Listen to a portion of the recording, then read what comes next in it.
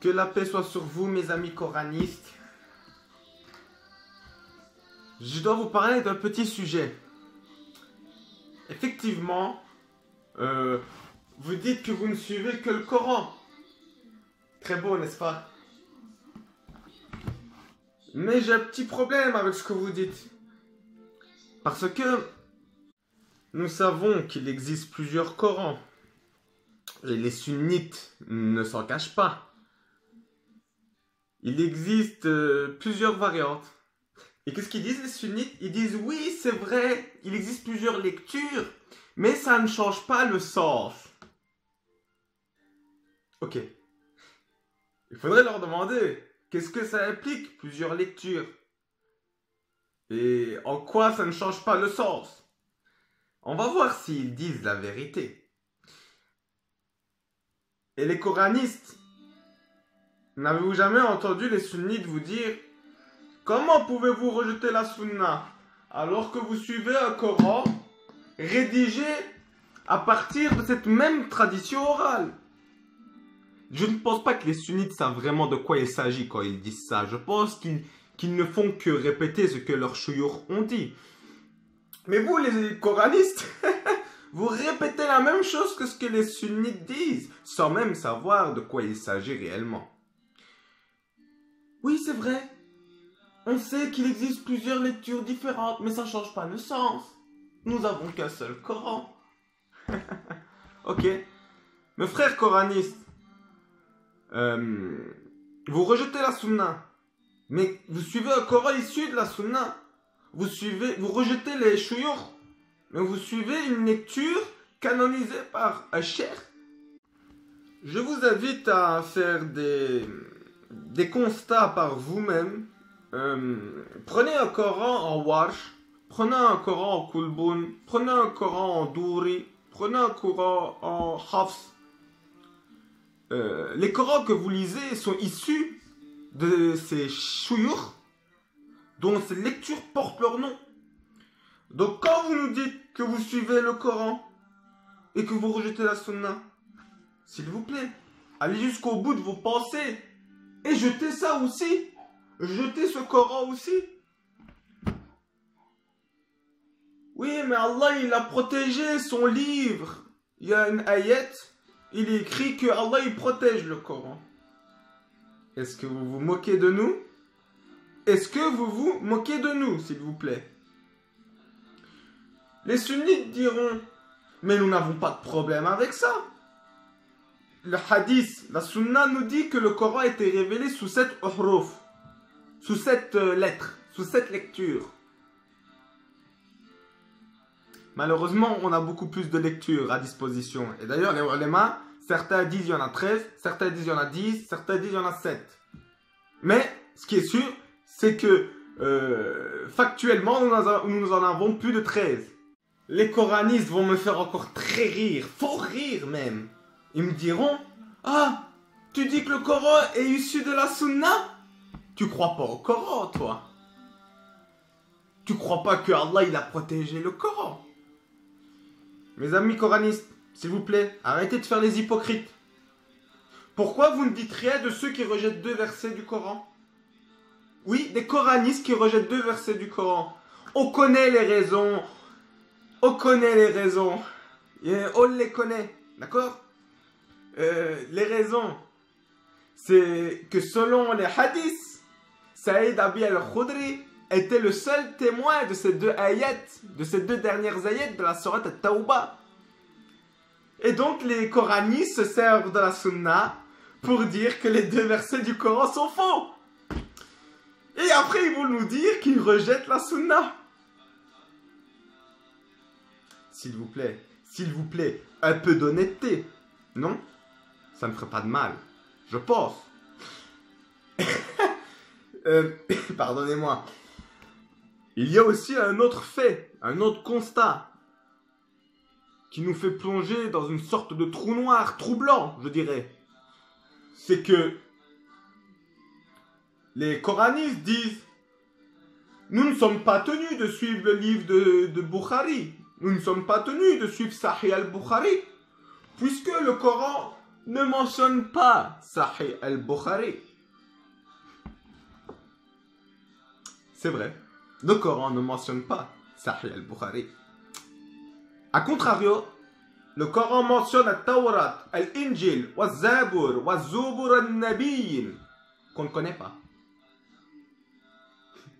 Même si le nom Sahih al-Bukhari est écrit dans le Coran, vous ne le suivrez pas. Puisque la Torah, l'Injil et le Zubur sont écrits dans le Coran, mais vous trouvez encore un moyen pour ne pas les suivre.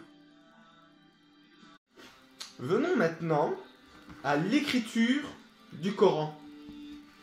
D'accord? Lorsque vous lisez Surat al-Fatiha, à la fin, à l'avant-dernier verset,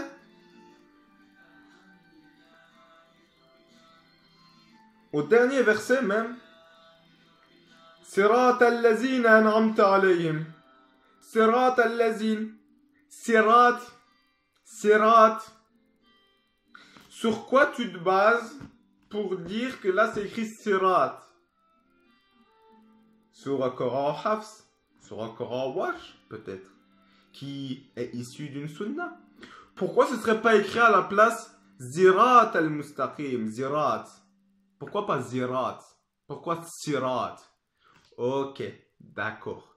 Que ce soit Zirat, que ce soit Sirat, il n'y a pas de problème. D'accord.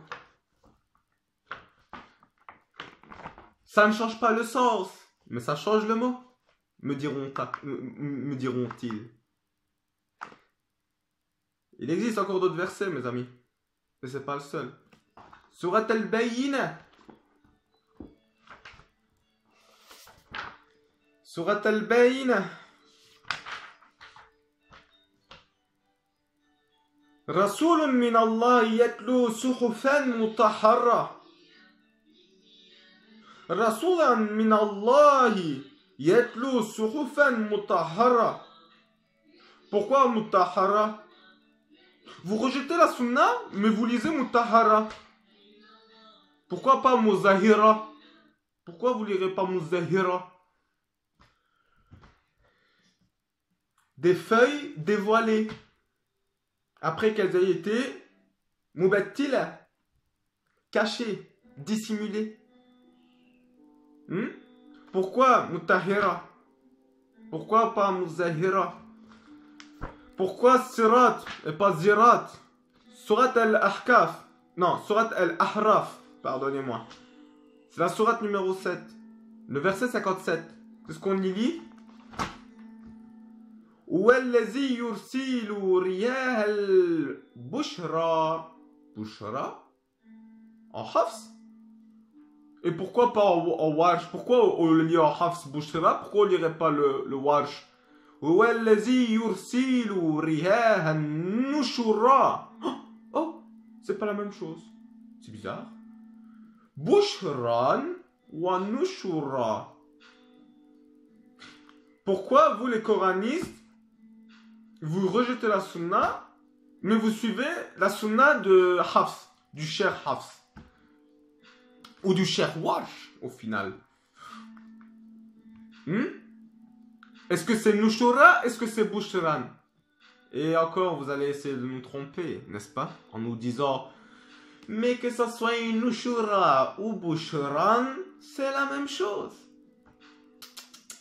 Ce n'est pas la même chose. Vous pourrez demander à n'importe quel arabe s'il y a une différence entre Bushran ou Nushura. Il vous dira oui, c'est pas le même mot, frangin. Nushura, c'est la dispersion. Bushran, c'est une annonce. Étrange, hein? Par exemple, ici, moi, dans mon Coran, Alhamdulillahi Rabbil Alamin. Après le Aïn, il y a Elif. Il y a Elif ici après le Aïn. Ou même Maliki Yawmiddin. Il y a Elif après le Malik. Après le mime du Malik. Il faut savoir. Les coranistes me diront c'est le prophète Mohammed qui a écrit le Coran. Ouais, mais quand il a écrit le Coran, il a écrit avec un elif ou il a écrit sans elif dans la sourate Al-Fatiha. Quand il a écrit le Coran et qu'il a rédigé la sourate 7, Al-Ahraf, au verset 57, est-ce qu'il a écrit Nushura ou Bushran? C'est très bien. C'est très bien. Vous me dites non, le Coran il n'est pas issu de la Sunna, c'est le prophète qui l'a écrit. Ouais, mais quoi, il a écrit combien de Corans? Il en a écrit 13, 14, 15. Allah, il a envoyé le dernier message, le dernier prophète. Voilà. Les musulmans, les coranistes, je dirais même, et les musulmans d'une façon générale, nous disent que Mohammed est le dernier prophète. Sur base de quoi, mes amis? C'est sur base de quoi que vous nous dites que Mohammed est le dernier prophète? Mohammed n'est pas le père de l'un de vos hommes, mais le messager de Dieu et le dernier prophète. Oh, ben voilà. C'est écrit dernier prophète. Non! Mensonge, tromperie, manipulation, tahrif. Khatam al-Nabiyyin. Ah! Khatam al-Nabiyyin. Ah, moi qui pensais que c'était écrit Akhir al-Nabiyyin. On m'a trompé alors. Donc on m'a trompé en me traduisant Khatam al-Nabiyyin par dernier prophète. C'est une tromperie. Ça veut dire sceau des prophètes. Sceau des prophètes. Khatam al-Nabiyyin. Mais les mufassirs disent que Khatam al-Nabi, c'est une fin. Donc comme c'est une fin, on ne traduit pas sceau des prophètes, mais dernier des prophètes. C'est plus simple pour vous arriver à la compréhension qu'on veut vous faire avoir, à l'endoctrinement qu'on veut vous faire. Qui vous dit qu'on lit le mot Khatam al-Nabiyyin avec Khatam? Pourquoi on dit Khatam? Déjà, dans le mot Khatam al-Nabiyyin, il y a le mot il y a la lettre Alif. Déjà, vous pouvez enlever les Alif dans le mot Khatam. Vous pouvez l'enlever les Alif. Pourquoi? Renseignez-vous sur Abd el-Malik, mes amis. Renseignez-vous sur Abd el-Malik. Oui, le calife. Il va peut-être vous donner une réponse sur les Alif. Oui, parce que c'est lui qui les a mis. C'est lui qui les a incorporés. Et pourquoi vous lisez Khatam? Pourquoi les deux points au-dessus du T, on ne les mettrait pas en dessous? Khayyam. Khiyam. Khiyam. Khayyam. Khiyam. Voilà. Khayamim. Pourquoi Khatamim? Pourquoi? Parce qu'encore une fois, vous suivez un Coran issu d'une tradition. C'est qui a fait qu'ils lisent le mot Khatam pour le faire arriver à la compréhension de dernier? Ce n'est ni plus ni moins qu'une invention de hadith qui dit que je suis le dernier prophète, il n'y en aura pas d'autre après moi. Ça vient de ce hadith, le mot Khatam. Vous savez ça? Mais en réalité, c'est pas la racine Khatamim qu'il faut lire, mais la racine Khayamim. Et ça change tout le sens. Khayam al-Nabiyyin, ça ne veut plus dire dernier, ni sceau, ni fin, mais plutôt la moralité, les mœurs, le comportement des prophètes. Donc, mes amis coranistes, je n'ai qu'une chose à vous dire, c'est que vous n'êtes ni plus ni moins que des sunnites refoulés. Et je vous le dis avec beaucoup de tristesse, j'étais moi-même coraniste d'une certaine façon. Je suis entré dans le coranisme il y a 7-8 ans maintenant. Et malheureusement, je vois que nous ne sommes pas différents des sunnites. Nous sommes même pires. Parce que nous avons fait des choses et nous disons des choses que même les sunnites n'auraient jamais eu la prétention ou le courage de dire. Jamais aucun sunnite n'aurait eu le courage de retirer 2 versets. Oui, mes frères, les 2 derniers versets, il y a une explication à ça, ok. Donc vous vous référez à la sunna pour retirer les 2 versets, en disant que Saïd Abi al-Khudri, lorsqu'il a fait la compilation du Coran, il n'a trouvé d'autres témoins que lui-même. Vous rappelez aussi le fait que la sourate At-Tawbah, c'est une sourate médinoise, mais comme par magie. Les deux derniers versets sont mais quoi? Mais vous référez à quoi pour dire ça, mes amis coranistes? À la sunna. Et après, vous venez nous dire que vous rejetez la sunna.